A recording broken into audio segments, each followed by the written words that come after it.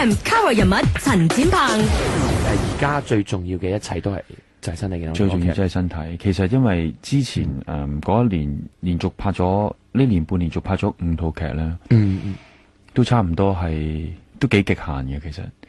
跟住，但係我知個心態就係當機會嚟到嘅時候，如果你身體真係支持唔到咧，就算俾幾多機會你都係唔得嘅。嗱，講翻先啦，當然就係最後呢個問題就係而家呢個咁嘅工作時間，我相信演員咧都知道係唔屬於健康運作噶啦，正正常。係有冇擔心過或者唔敢唔好去面對啦？擔心自己身體出現狀況？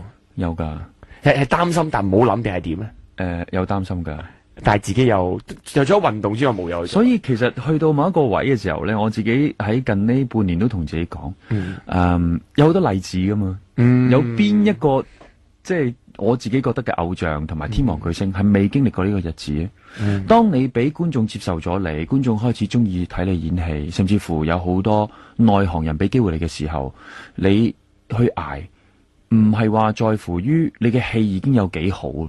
係首先你個身體過唔過到呢一關，當你過到呢一個step 嘅時候，你先去再鑽研某一樣嘢。